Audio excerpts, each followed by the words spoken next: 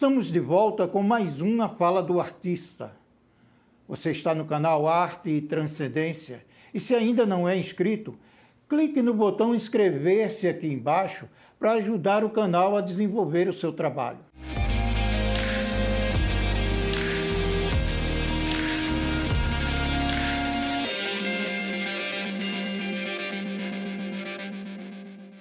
Então, sem mais delongas, vamos conhecer o nosso convidado de hoje.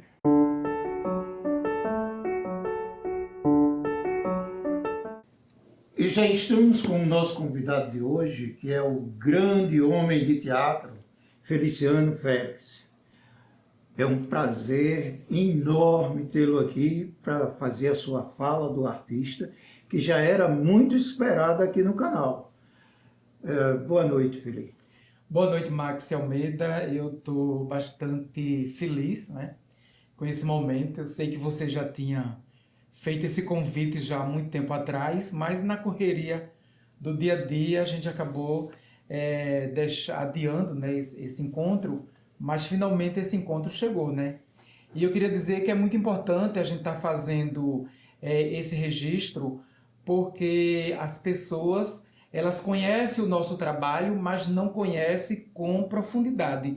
E esse seu projeto, ele propõe essa profundidade na vida das pessoas. Por isso que se chama Fala do Artista. Então eu me sinto muito honrado em estar hoje conversando com o seu público no seu programa Fala do Artista. Você tem uma galeria enorme de trabalhos entre peças adultas, peças para a infância e juventude, e além de diversos projetos ligados à área de artes, né, de uma forma geral, de várias linguagens. Então, fala para nós aí, só para deixar um gostinho nas pessoas, sobre as peças adultas, sobre as peças de teatro para o público adulto que você já fez. Nossa grande estreia foi com o Genro que era Nora, quando nós fundamos o grupo de teatro Refletores Produções, que existe até hoje, em 1982, e fizemos uma estreia no Teatro da Polícia, que é aquele teatro do Derby. Isso. Que a gente iria estrear no Teatro Valdemar de Oliveira. Foi no ano em que o Teatro Valdemar de Oliveira pegou fogo, e aí nós estreamos no Teatro da Polícia do Derby. Aí na sequência, depois do Genro que era Nora, aí nós fizemos a Visita de Sua Excelência, A Mente Capta, Fim de Jogo, Sexta-feira 13, Torturas de um Coração, a trilogia da Miséria Humana, que foi um marco na dramaturgia, né? Em 1995, com textos de Adriano Marcena. Eram 3 espetáculos encenados todos ao mesmo tempo. Foi um grande acontecimento na vida artística, na minha vida artística e na vida da nossa produtora, que era a Refletores Produções. Aí na sequência nós fizemos Lembre-se de Lilith, de Luiz Felipe Botelho. Ele era autor e diretor do espetáculo, Lua de Sangue. E a gente observando aí essa lista de espetáculo, Max, você dirigiu, eu acho que 50% ou mais, né? Desse portfólio você era o diretor do espetáculo. E isso é um marco, inclusive, na vida da Refletores Produções, e que também eu posso dizer que marcou tremendamente a minha carreira esse período todo. O seu trabalho, o seu olhar, a forma como você vê a arte, a sua visão, né, de diretor, marcou profundamente a minha carreira nesse período todo. Vocês não viram ainda, mas o Teatro para a Infância e Juventude é o teatro que Feliciano mais se dedicou. Então tem muito mais coisas para ver mais adiante. Mas vamos voltar um pouquinho na página do tempo e conversar sobre como começou essa história. Bom, eu comecei, era ainda adolescente, né, lá em Bibiribe, inclusive assistindo a um espetáculo seu, que era As Mulheres Comandam o Cangaço, né? Era um espetáculo sobre o universo do cangaço, o universo de Lampião. E eu fiquei encantado com tudo aquilo que eu estava assistindo. Nós estudávamos juntos no Colégio Rosa de Magalhães Melo, lá na Santa Terezinha. E assistindo ao espetáculo, que eu fiquei encantado, aí você me convidou para fazer parte do grupo. Aí eu não, titubeei, já entrei para fazer parte do grupo. E aí começamos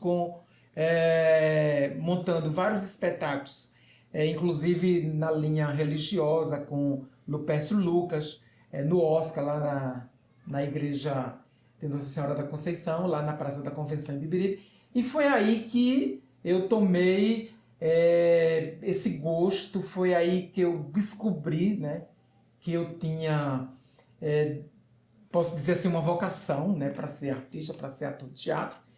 E a partir daí não parei mais. Então, foi um início muito, muito prazeroso, porque me inseriu num universo completamente diferente do meu cotidiano, do meu dia a dia, de garoto de subúrbio, vindo do interior, porque eu sou de Nazaré da Mata, nasci de Nazaré da Mata, vim para Recife aos 10 anos de idade, quando meu pai e minha família toda se mudou para cá.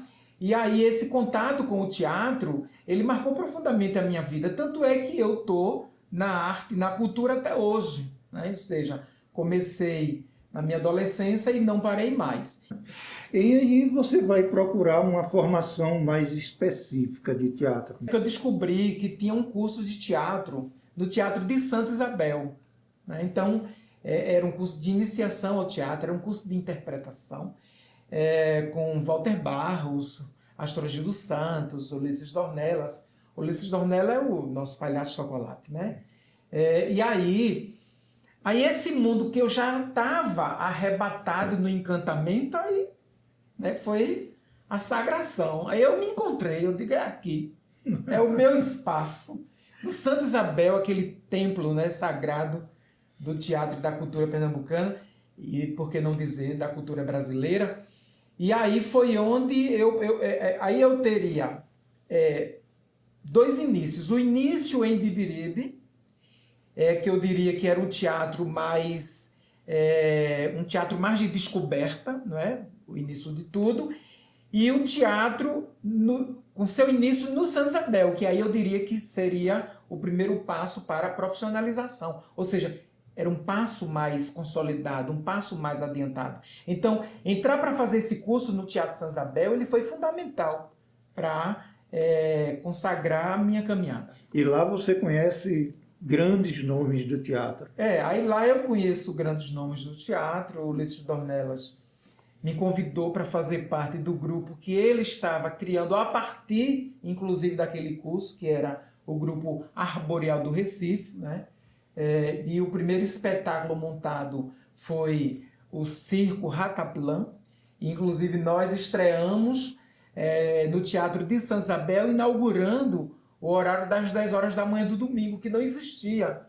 Então, esse horário foi lançado por Ulisses Dornella e foi sucesso de imediato.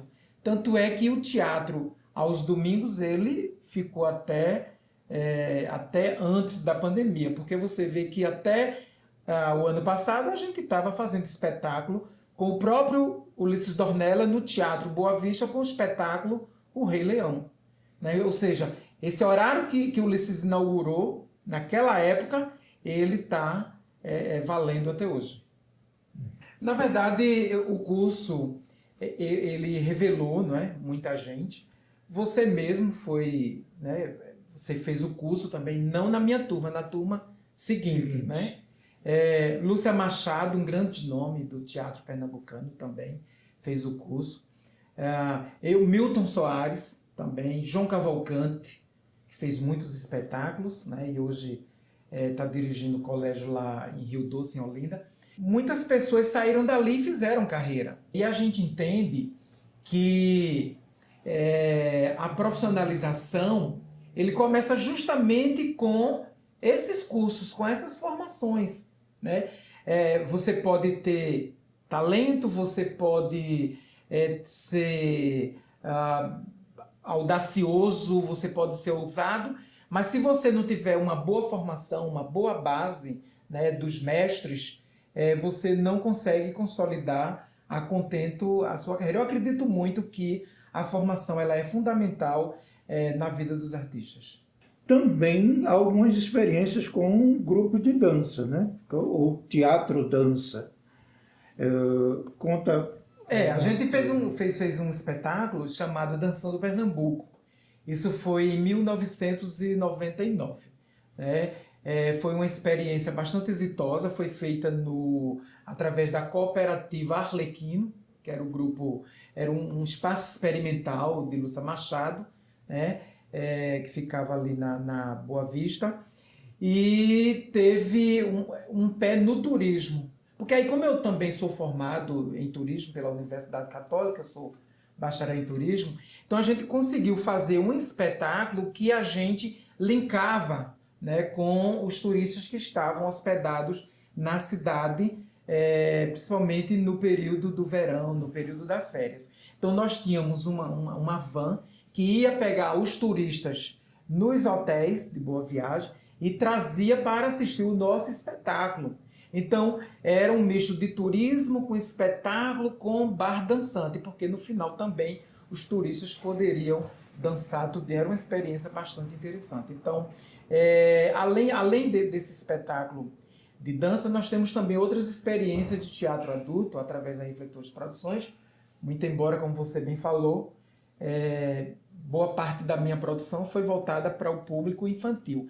Mas a gente fez ainda a Lua de Sangue, também um espetáculo, foi feito inclusive no Teatro de Santa Isabel, e fizemos Das Cinzas Solidão, outro texto de Adriano Macena, com direção de Adriano Macena, e esse espetáculo ele tem uma curiosidade, é que parte do elenco ficava nu, assim como Lembrem-se de Lilith também, parte do elenco ficava nu. Que foi feito pela exatamente, todos dois feitos pela Refletores Produções, né? Que deram grandes repercussões na cidade, porque as pessoas diziam, gente, quanta ousadia você fazer um espetáculo, né, onde você desnuda o elenco, mas dentro de um contexto, dentro do enredo, onde a nudez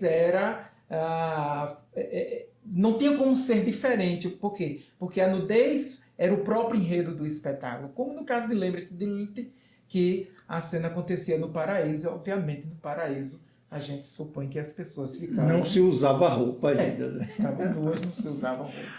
Mas eu queria voltar um pouquinho para o Dançando Pernambuco, até porque eu dirigi esse espetáculo, né? E você citou que os turistas continuavam, mas eles participavam do próprio espetáculo. Né? Porque como era um espetáculo interativo, né?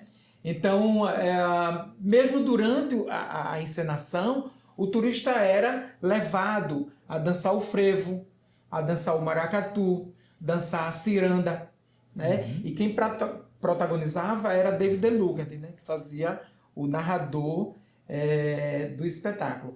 E o público saía encantado, né? E isso era uma experiência interessante, porque essas pessoas, elas repetiam, voltavam e ainda recomendavam. Então, foi um espetáculo que ele foi diferente do que a gente vinha fazendo e foi extremamente exitoso, né? Porque ele superou a nossa expectativa.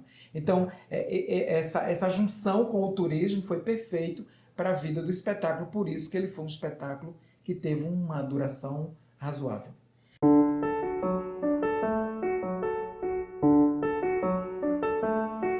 Feliciano, vamos entrar no universo do teatro infantil. Como é o teatro para infância e juventude aqui no nosso estado? Olha, eu acho que o teatro para infância e juventude aqui, ele é muito bom, ele é de qualidade, né?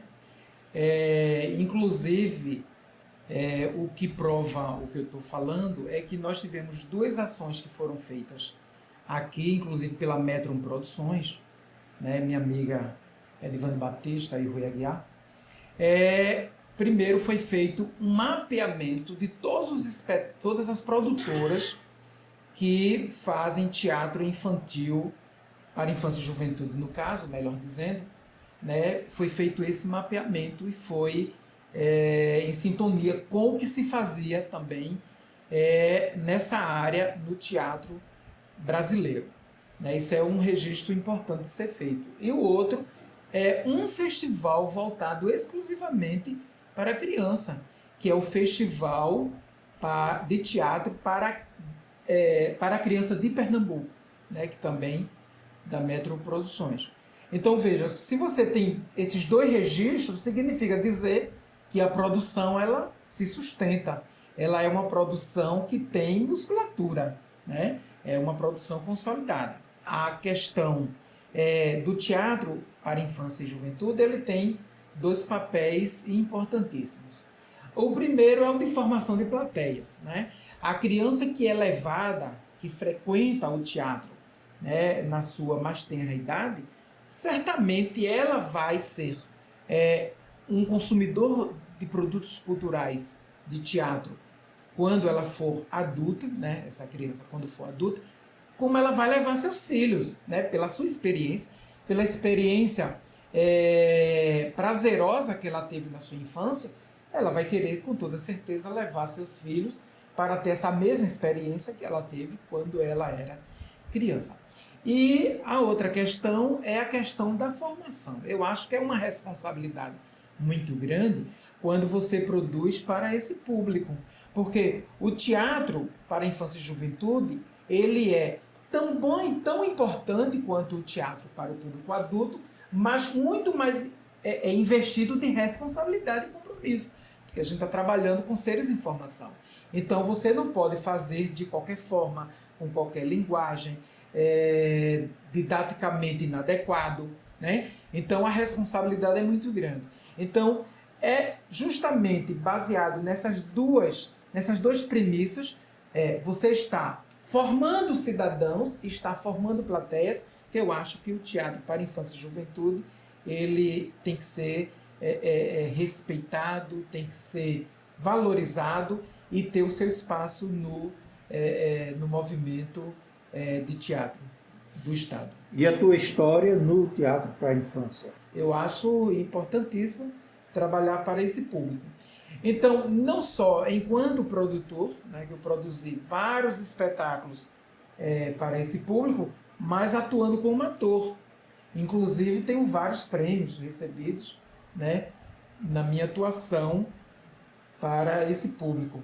Como, por exemplo, o Lobo Mau de Chapeuzinho Vermelho, com direção de Dida Pereira, inclusive você trabalhava também, era o caçador, né, no espetáculo, e que eu tenho um prêmio de melhor ator fazendo o Lobo Mau. Então, no meu currículo tem assim uma lista enorme de espetáculos para infância e juventude. Tem Chapeuzinho Vermelho, com direção de Dida Pereira, A Volta do Camaleão Alface, que Dida também dirigiu, Branca de Neve e Sete Anões, O Patinho Preto, Bruxinha Doroteia, o Circo Rataplan, com direção de Ulisses Dornella, que foi sua estreia. Que foi a minha estreia no Teatro Santa Isabel. Guerreiros da Bagunça, o diretor saudoso Carlos Salles, né, grande diretor também. Rei Rodelas, texto de Adriano Macena, e você dirigiu. Pluft Fantasminha, dirigido por Valdir Coutinho também, grande diretor, saudoso também, né, que já nos deixou. Ou seja, eu tenho assim uma lista enorme. E com produção da Refletores, tem A Formiga Fofoqueira, mais uma vez, né, dirigida por você, de Carlos Nobre. Ave Guriatã, que foi um marco também, espetáculo belo, primoroso, muito bem acabado, né? O texto foi adaptado por Robson Teles, de um original de Marcos Acioli, né? Fizemos uma temporada exitosa no Teatro Valdemar de Oliveira, depois fizemos outras temporadas, né? Viajamos, foi um espetáculo bastante aceito, né?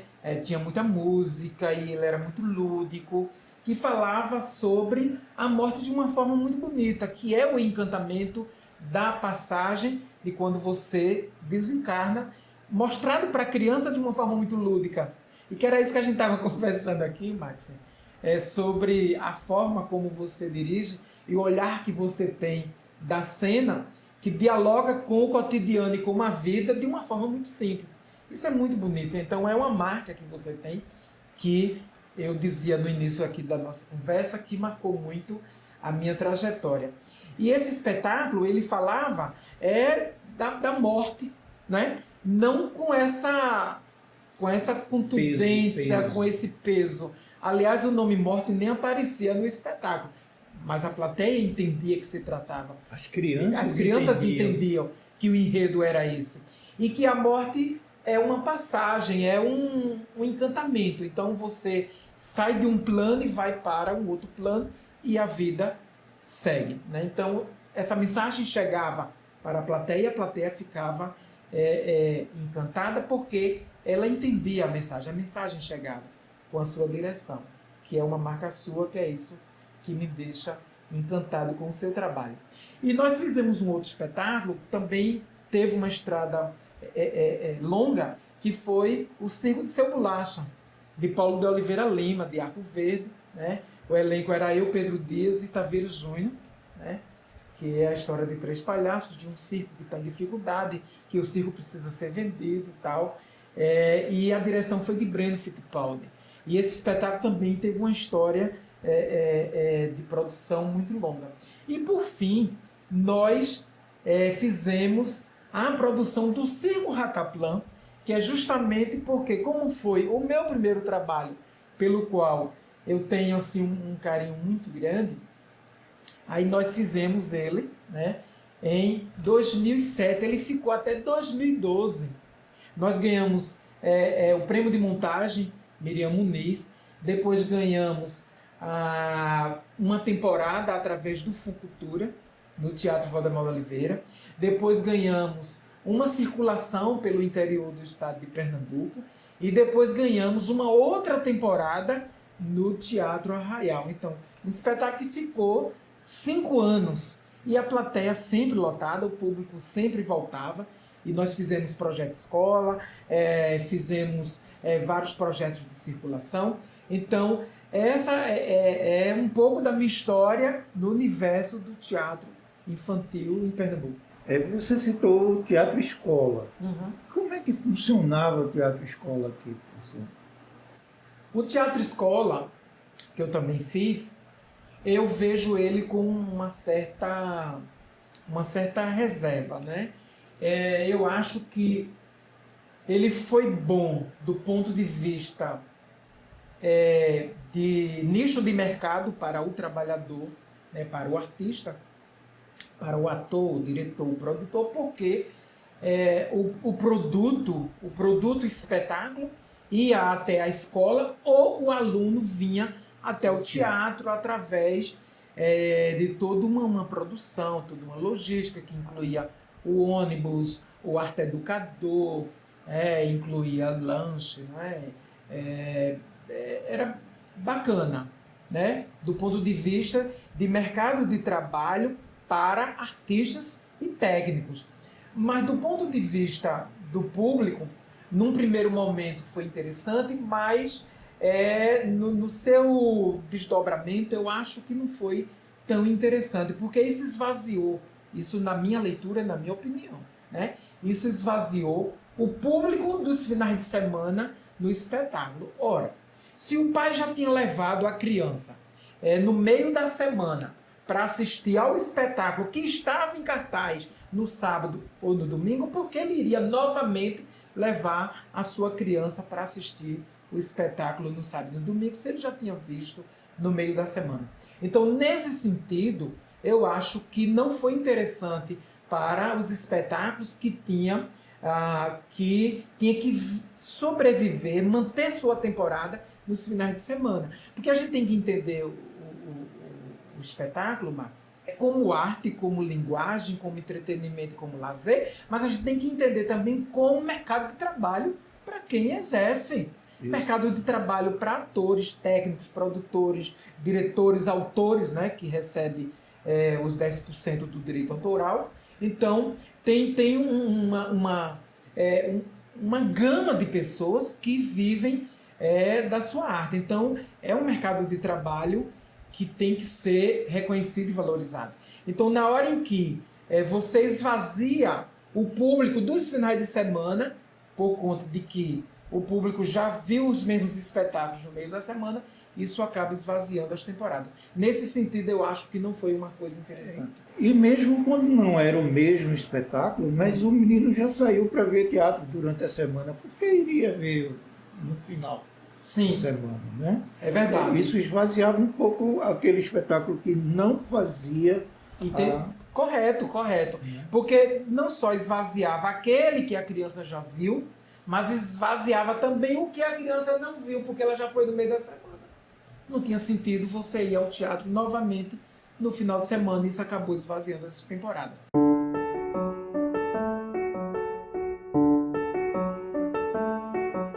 Você também trabalhou com José Pimentel, um teatro diferente, longe do teatro tradicional, né, do teatro elisabetano, que a gente está muito mais acostumado. Como foi essa experiência? Uma experiência bem interessante. Agora, eu já tinha também, antes de fazer o Massacre de Angico em Serra Talhada, eu fazia a Batalha dos Guararapes, que também era texto e direção de José Pimentel.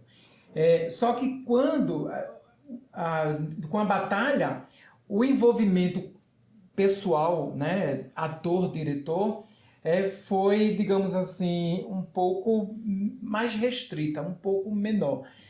Porque eu já entrei num espetáculo que já estava pronto, onde eu peguei um personagem substituindo um outro ator. Diferente de Serra Talhada. Porque Serra Talhada nós pegamos o processo desde o início, onde já tinha um personagem para mim, né? Que o autor, Anildomar Williams, desde o início, tinha dito a mim, tem um personagem para você. E o envolvimento com José Pimentel, ele é bastante peculiar. Porque ele também tem uma forma de lidar, né, com os atores, com o elenco, e a forma como ele faz o grande teatro ao ar livre. Isso é marcante na vida de qualquer ator, trabalhar com José Pimentel. E ninguém consegue fazer teatro ao ar livre como José Pimentel fazia, como ele fez. Eu acho que dificilmente a gente vai ter um outro nome que supere a qualidade e a grandiosidade do trabalho que ele fez. E lá em Serra Talhada, o Massacre de Angico, ele teve um tratamento de mega produção. Inclusive, é considerado o maior espetáculo ao ar livre dos sertões. Né? Porque tem Fazenda Nova, que é o maior espetáculo ao ar livre, né, do mundo, mas não é no sertão. Né? Então, quando você vai comparar a grandiosidade e você separa geograficamente da região, a gente pode dizer sem medo nenhum de que é o maior espetáculo ao ar livre dos sertões, né? Com a produção de Anildomar Williams, que é o autor, e de Cleonice Maria, que é a presidenta da Fundação Cultural Cabras de Lampião de Serra Talhada. Certo? Então o espetáculo ele é magnífico, ele é lindo, ele é belo, parece que você está vendo um filme e mexe com a cidade inteira. Né? Para você ter uma ideia, são 10 mil pessoas por noite assistindo o espetáculo. Nós fizemos de 2012, que foi a estreia, até 2019. 2020 não teve por causa da pandemia, o espetáculo foi suspenso, mas nós fizemos 8 anos seguidos. 8 anos seguidos o espetáculo. Esse espetáculo também é um grande marco na minha vida, na minha carreira. E aí, como você falou, não, é um teatro que fugiu do espaço elisabetano e tal. Então, eu queria aproveitar para falar também de outras coisas que eu fiz também que fogem do espaço elisabetano, que é a linguagem audiovisual. Né? Então, eu fiz a Lampião e o Fogo da Serra Grande, também lá em Serra Talhada, também de Anildomar Williams, né? Fazendo o personagem de Coronel Cornélio, né, no filme. Esse filme, inclusive, foi premiado aqui no festival que é realizado pela Fundarp no teatro, no cinema São Luís, né? Foi premiado. E fiz um especial na Rede Globo, Caminho do Monte Santo, com direção de Valdir Oliveira. Também foi uma coisa também marcante, né? Porque foi uma coisa nova para mim. Então, você que vem do teatro, acostumado com a linguagem do teatro, que é uma coisa mais arrebatadora, que você, né, com muito mais gesto, com muito mais voz, aí quando você vai para a linguagem audiovisual, é mais quieto, mais comedido, mais você e a câmera. Então também são experiências interessantes que eu tive na minha carreira.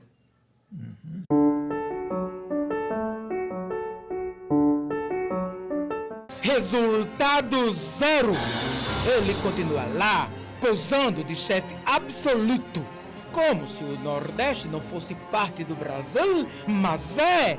E vamos extirpar este mal, custe o que custar, doa em quem doer. O que devemos fazer então, presidente? Avise em meu nome a todos os governadores do Nordeste que tomem as devidas providências para dar fim ao cangaço. Dar fim a Lampião? Façam como quiserem. Espero resultado positivo e no menor espaço de tempo. A ação deve ser urgente.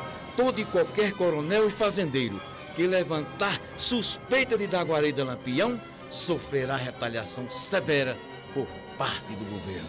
Isso mesmo. A força da lei e o Estado Novo tomarão as devidas providências contra o gringo que filmou, contra os jornais e cinemas que divulgam e contra todos que protegem Lampião. O peso da justiça deve pairar sobre a cabeça do famigerado Lampião. É uma outra face, né, que a gente está mostrando da vida de Lampião, que é uma face desconhecida, é uma releitura, né, mostrando um Lampião mais humano, mais sensível, né, que sente medo, que sente amor, né, e isso é importante não só para a cidade Serra Talhada, mas para nossas carreiras.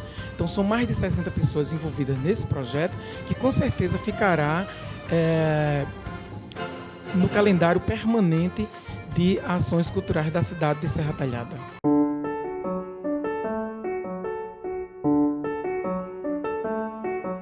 Feliciano, vamos retomar a Refletores Produções, que faz parte de nossas vidas, não há como apagar,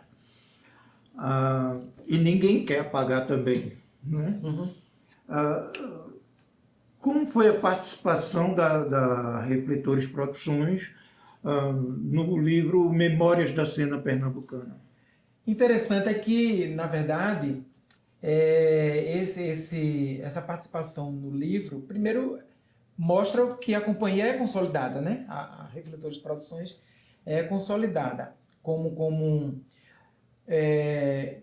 grupo, como produtora, mas também como grupo. O grupo a gente entende também que é a convivência das pessoas que fazem muitos trabalhos de forma coletiva e continuada, né? E que existe um companheirismo e uma cumplicidade, vamos dizer assim, entre as pessoas. Por isso que a gente está registrado nesse livro. E que tudo começou com um projeto do próprio Leison Ferraz, que era as escutas que ele fez aos grupos que tinham essa característica que eu acabei de citar. Pessoas que estavam juntos há muito tempo, que faziam os trabalhos de forma coletiva e continuada, né? E em seguida, quando ele entrou com o projeto no Funcultura e foi aprovado, então nós já tínhamos esse registro feito por ele. Então aí ele compilou todas as informações, pegou as fotos, as histórias contadas pelas pessoas a respeito da companhia e da sua história, e os registros de jornal, folder, cartaz, panfletos, tudo que a gente tinha guardado, né? Ele fez essa garimpagem e nós constamos no livro, a 4ª edição, e isso foi lançado no ano de 2009, A coletânea completa, acredito que sejam 6 livros, nós estamos na 4ª edição, e é um registro importante. Então, quando você vai lá, tem tudo isso que a gente está dizendo aqui, está tudo escrito, está tudo lá. As datas, os espetáculos, quem participou, os elencos, quem dirigiu, quanto tempo ficou em cartaz, e fotos, e muitas fotos. Tá? É uma leitura que eu recomendo para poder as pessoas entenderem não só a trajetória da Refletores Produções, mas a trajetória de muitos outros grupos que fizeram a história do teatro em Pernambuco. E a questão da pandemia do coronavírus? Como é que está sendo para o artista que vive da sua arte? Olha, essa pandemia, ela veio para... Bom, parou tudo, né? Aí você não tem trabalho, não tem espetáculo, não tem teatro, não tem cinema, você não tem nada, né? E eu vejo a questão da pandemia de dois ângulos. Do ângulo do trabalho, emprego e renda, que a cadeia produtiva de todas as linguagens da cultura está totalmente prejudicada, porque todo mundo parou, né? A cultura foi a primeira a parar e não voltou ainda, né? A gente diz que vai ser a última a voltar e a gente não sabe quando. Então isso é um problema seríssimo. Mas, por outro lado, a pandemia veio mostrar o quanto a arte e a cultura ela é essencial na vida das pessoas, né? Quando você começa a perceber quanta falta faz a cultura na nossa vida, aí você se conscientiza da importância da arte. E outra coisa, por que as pessoas não entraram em paranoia e não enlouqueceram? Porque, de alguma forma, né, você tinha no isolamento social a cultura como companheira, através, né, dos filmes, através das séries, através da própria programação televisiva, das novelas, né, das lives. Ou seja, teve uma série de coisas que você acabou se cercando para não se sentir tão isolado, embora em isolamento, e a cultura foi quem veio dar esse alento, esse socorro, e mostra o quanto ela é essencial na vida das pessoas. Então, eu acho que tem essas duas formas de você olhar a questão da pandemia.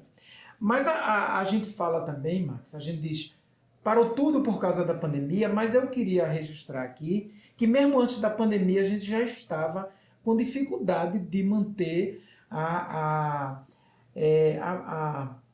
dinâmica, né, da cadeia produtiva da cultura. Porque, veja, a gente tem dois problemas aí. O primeiro problema é que, historicamente, no caso o teatro, que é o que a gente é o nosso dia a dia, já vinha num processo de crise e de fuga do público e de escassez de recursos e de uma série de coisas que fazia com que o teatro não conseguisse sobreviver e manter as suas temporadas. E um outro problema que começou a partir de 2016, né, a partir da deposição de Rousseff, né, é que a cultura ela vem sendo,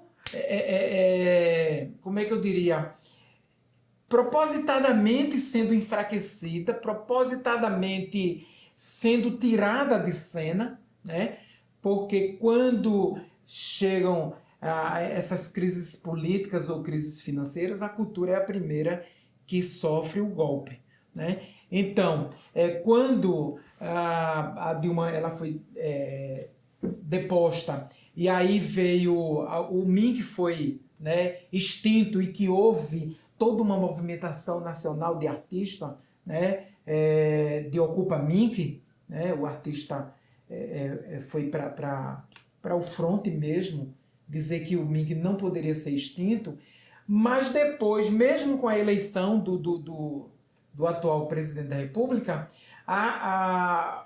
o MINC ele continuou, voltou a existir, depois deixou de existir, mesmo com Michel Temer ele voltou, mas voltou enfraquecido. Aí depois a cultura deixou de ter o seu próprio ministério, aí ela foi para a cidadania, depois foi para turismo. Ou seja, isso é para acabar, né, com o processo cultural de um modo em geral. Ou seja, a gente vem sofrendo com a questão da cultura por uma questão econômica e por uma questão de crise histórica, mas também por uma decisão política de quem não quer que a cultura tenha seu espaço e seu lugar, onde a cultura ela é essencial na vida das pessoas, mas não do ponto de vista de quem está no poder hoje.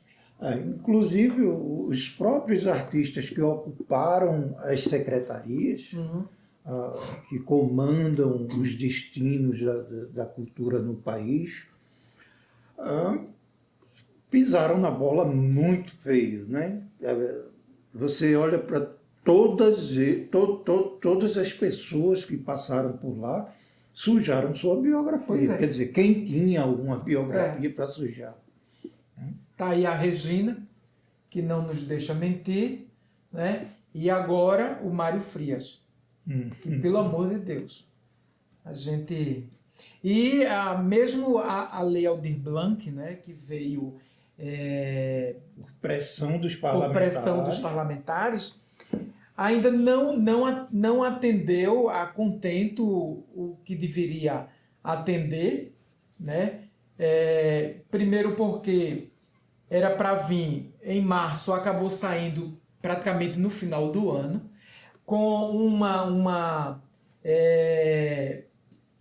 totalmente engessada, de difícil execução, né? Cheio de armadilhas para quem acessou esse recurso.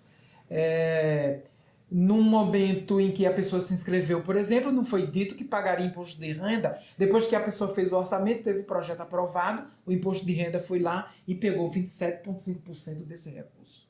Isso é um problema, né?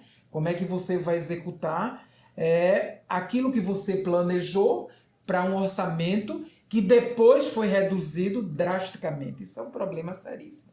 E a própria prestação de contas, que ela não é muito clara, não é muito objetiva. E, por fim, tá aí os estados e os municípios com recursos em caixa que não pode ser usado, né? Que num primeiro momento deveria ter sido devolvido, mas não foi devolvido, mas também não pode ser usado, e os artistas continuam parados sem poder trabalhar. E um outro registro em relação à questão da Lei Aldir Blanc é que quando a gente fala em 3 bilhões de reais, parece que a gente está falando de uma soma vultuosa, que não é. 3 bilhões de reais é apenas uma pequena fração do verdadeiro recurso que existe no Fundo Nacional de Cultura. Ou seja, se houvesse boa vontade política de fazer com que a cultura tivesse seu espaço, ela fosse fomentada, ela pudesse ter a sua cadeia produtiva toda alimentada, teria sim recursos para fazer com que a cultura tivesse o seu financiamento e seu espaço garantido. A lei de incentivo à cultura, a exemplo do Funcultura, eu acho que são leis importantes, né? Eu acho que, como o SIC municipal em Recife, né, eu acho que são leis importantes.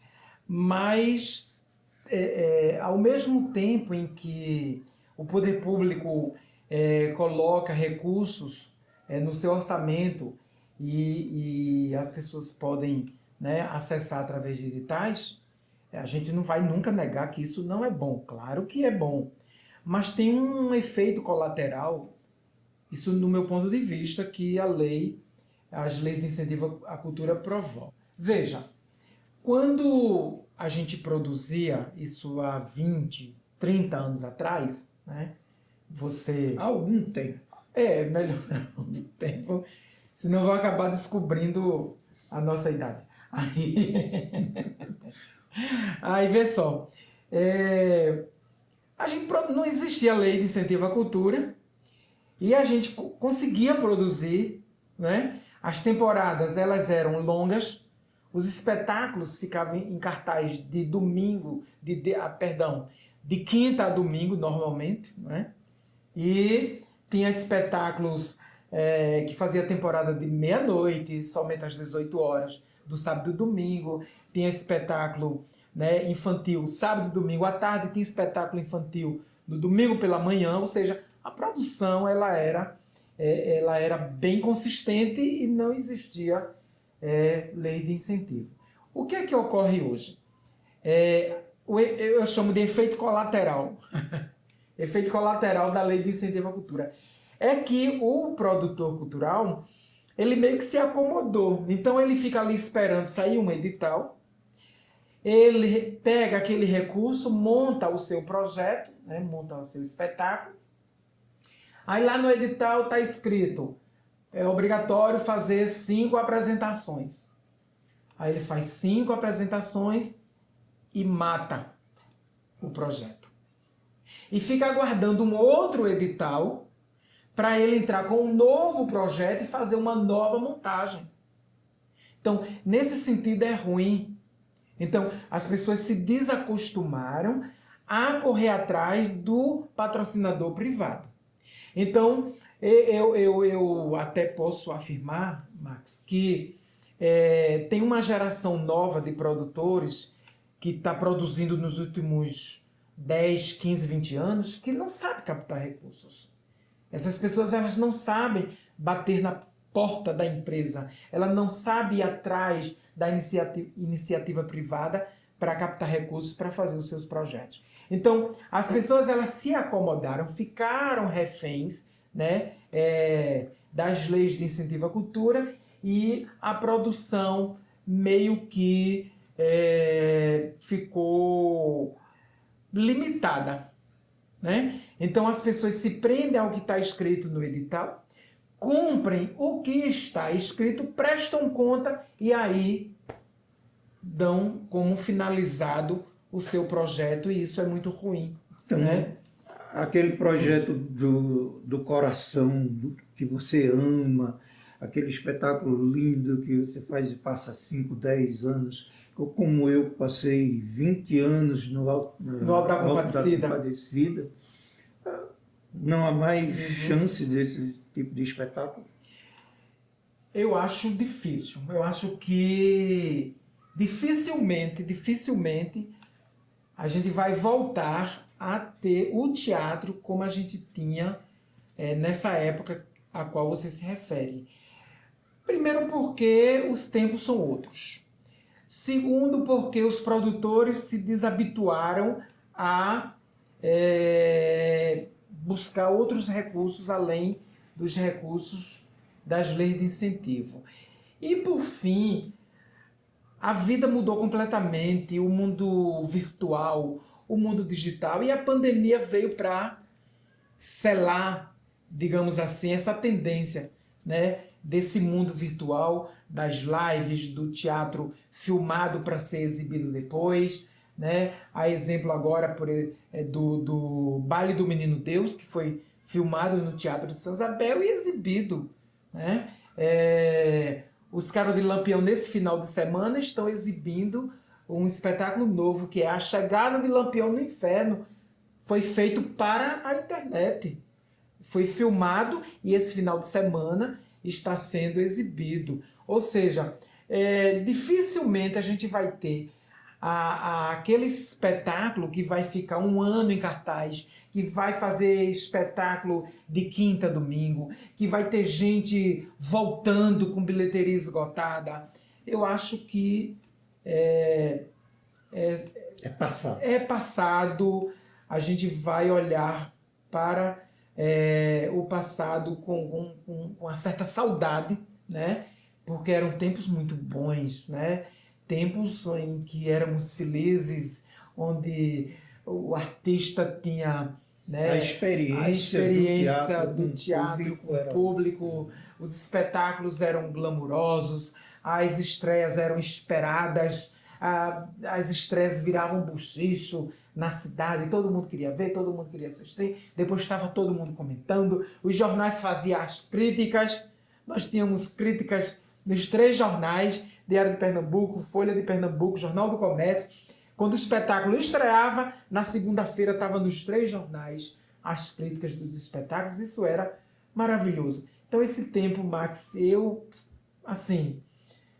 fico triste em dizer isso. Eu acho que não volta mais.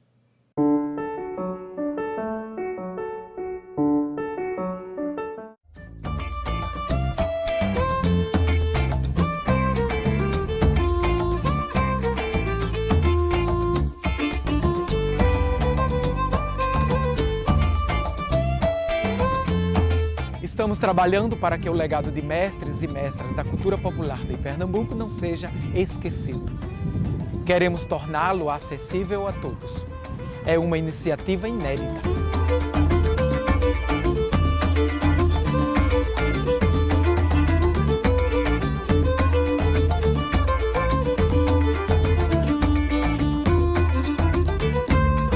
Nós queremos produzir um acervo audiovisual digital com mini-documentários sobre os patrimônios vivos.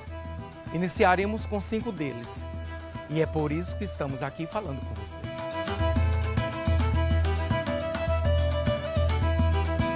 Nossa equipe é formada por diversos profissionais, todos com atuação reconhecida na área cultural. Acreditamos que a preservação dessa memória é de interesse público. Os 5 primeiros patrimônios vivos que estarão nos vídeos são representantes das artes da xilogravura, da dança popular, do frevo e da ciranda. Nossa campanha de financiamento coletivo é na base do tudo ou nada. Para cada real arrecadado pela plataforma, o BNDES coloca mais 2, até que a meta seja atingida. Se não conseguirmos o valor total, devolveremos o dinheiro para quem participou. Por isso, sua colaboração é vital para a realização do nosso projeto. Escolha a faixa de contribuição que cabe no seu bolso e conheça as recompensas incríveis que vamos entregar. Como um passeio de catamarã ao som de frevo ou uma visita ao nosso set de filmagens. Se você valoriza a cultura popular e se preocupa com a preservação dos saberes, tradições e memória dos mestres e mestras reconhecidos como patrimônios vivos de Pernambuco, apoie o nosso projeto. Vamos juntos nessa corrente do bem. Acesse o site benfeitoria.com/Memórias de Pernambuco e colabore.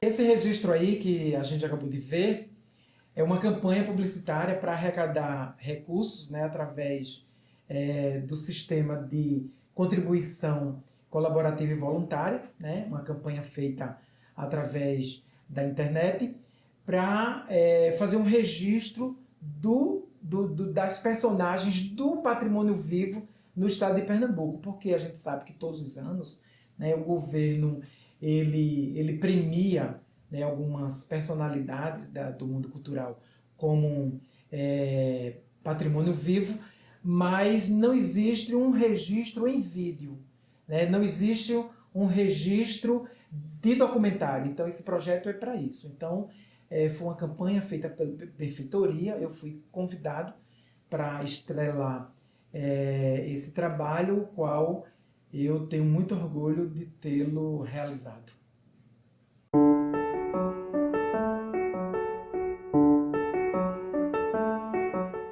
O artista, ele está sempre na vanguarda do pensamento, né? Ou deveria estar. Ou deveria estar, porque tem uns que que não estão nem aí, né? Isso. Bom você registrar que tem muitos artistas que tá bom como tá, né? Mas para a maioria e para aqueles que são mais engajados, não tá bom como tá. E é aí que vem o compromisso e a responsabilidade, né? E por que a arte e a cultura é logo atacada quando você está numa crise política? Porque o artista pensa, o artista formula, o artista propõe, né?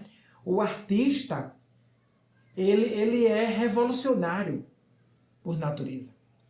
Então, isso, dependendo de quem esteja no comando do poder, não quer, né? Não quer. Não interessa para determinados grupos políticos que estão no poder que as pessoas pensem. E a arte e a cultura leva a pensar, né? E aí o que é que acontece? A arte é atacada, a arte é enfraquecida, a arte é desvalorizada. E aí ela é transformada em mero entretenimento. Entendeu? Em mero entretenimento. E muitas vezes com o pensamento alinhado com quem está no poder, né? Que é um perigo, né? Que é a arte a serviço do status quo vigente, né? Isso é ruim. E é por causa disso, Max, que eu sempre militei nos espaços de fala do artista. Me fala como é que está politicamente o artista pernambucano, que é isso que você fala. A média do nosso artista, ele milita nas causas como você, ou nós temos um afastamento natural dos artistas?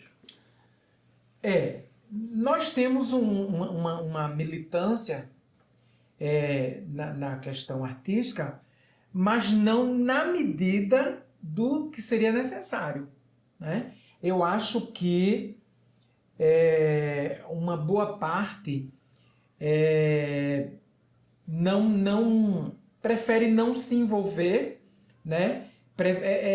Prefere não sair da sua zona de conforto, né? Prefere não sair da sua zona de conforto.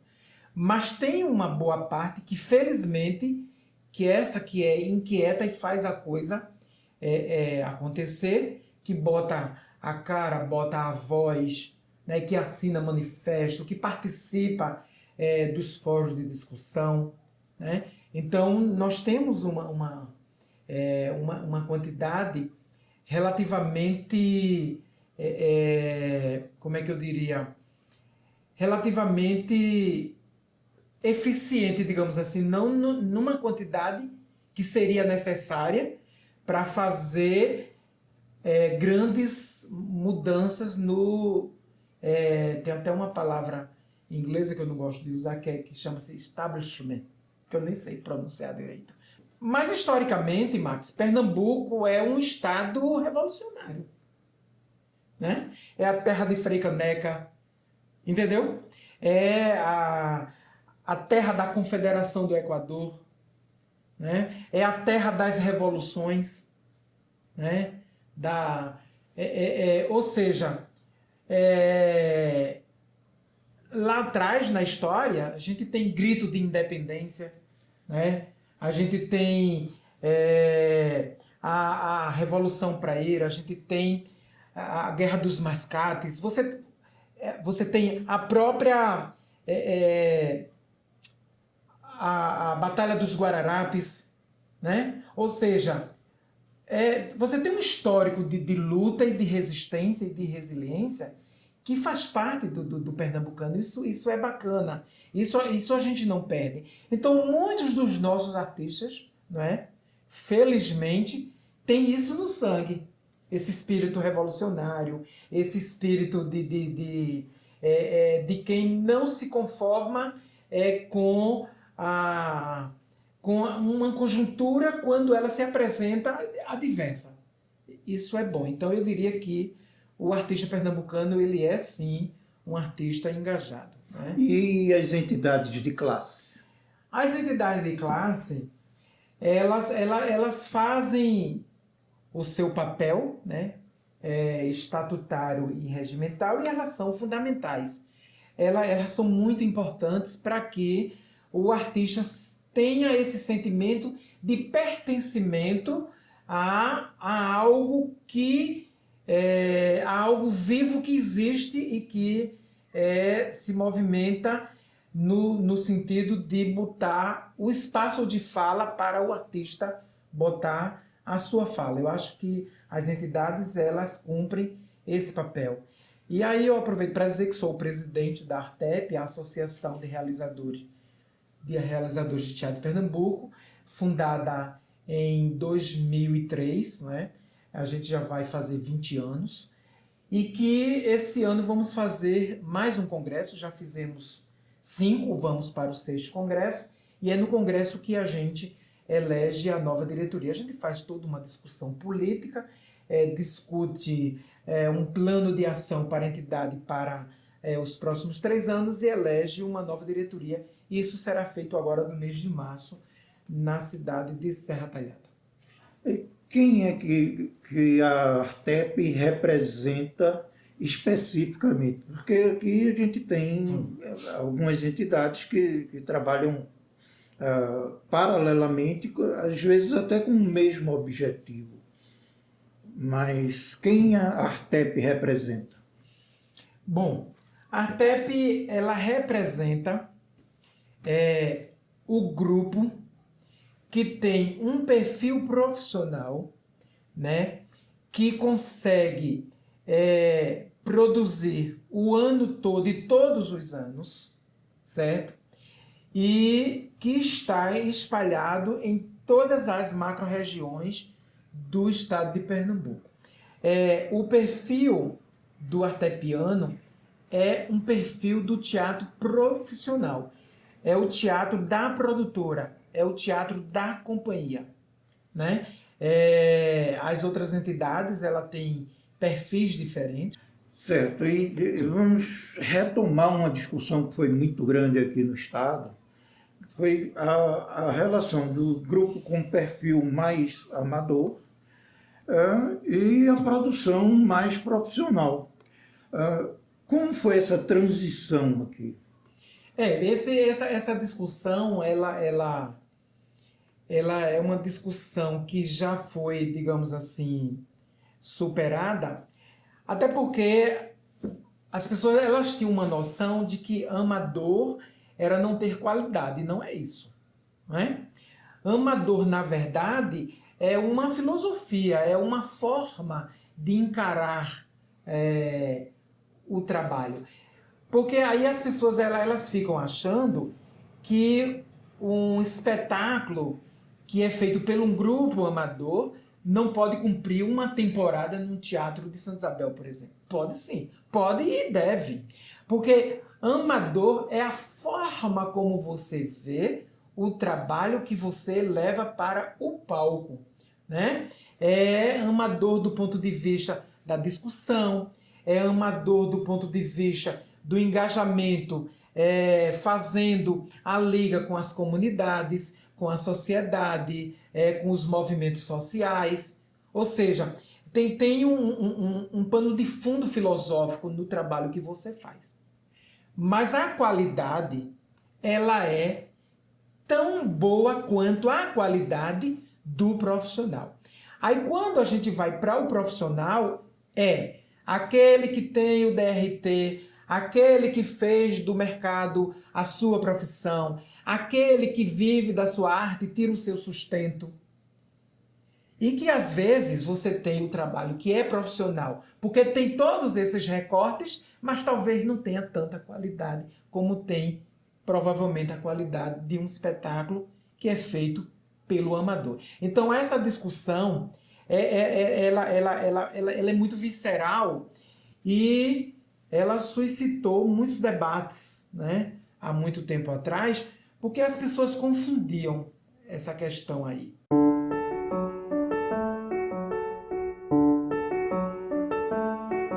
Feliciano, o nosso mercado ele é muito dinâmico. Mesmo durante a pandemia, você teve experiências de vários tipos, várias propostas extremamente interessantes, e sempre tem gente querendo fazer teatro, querendo trabalhar com arte. Então, o que você diria para essas pessoas?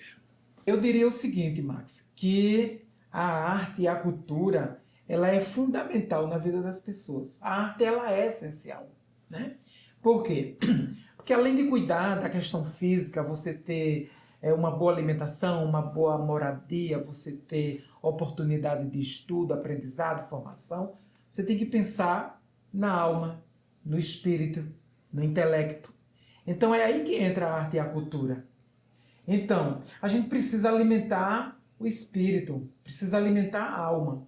E a cultura é esse alimento. Então, é muito importante que as pessoas procurem essa relação de identificação, de proximidade, de sentimento de pertencimento com a sua cultura, com a cultura local, com o teatro, a música, a dança, a literatura, a cultura popular, a cultura dos ciclos, né? Porque a arte ela é holística por natureza, porque ela nutre o ser humano. Então, a arte ela é essencial na vida de todas as pessoas. E nesse sentido,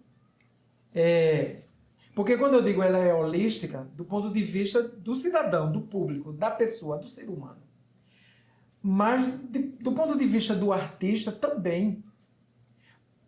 Eu acho que se a pessoa tiver oportunidade de militar, se engajar, poder ter uma experiência na área da cultura, ainda que não seja no sentido profissional de fazer disso uma forma de renda, mas principalmente o teatro, que abre a mente, abre a sua visão de mundo, deixa você mais tranquilo para se encontrar, para encontrar o outro. Eu acho que a arte ela abre um diálogo, né, íntimo e interpessoal. Então, Permanente. E permanente. Então, eu acho que todas as pessoas deveriam ter experiências artísticas. E como é no nosso caso, a gente fala mais de teatro, porque é o nosso dia a dia, eu acho que todo mundo deveria ter uma experiência, né, no teatro. Porque o teatro abre a mente de uma forma fantástica, maravilhosa. Então, a probabilidade da pessoa ser feliz na arte e na cultura, ela é muito maior do que isso, na minha opinião, do que das pessoas que não se envolvem com a arte e com a cultura. E tem mais um detalhe, é uma forma também de você dar um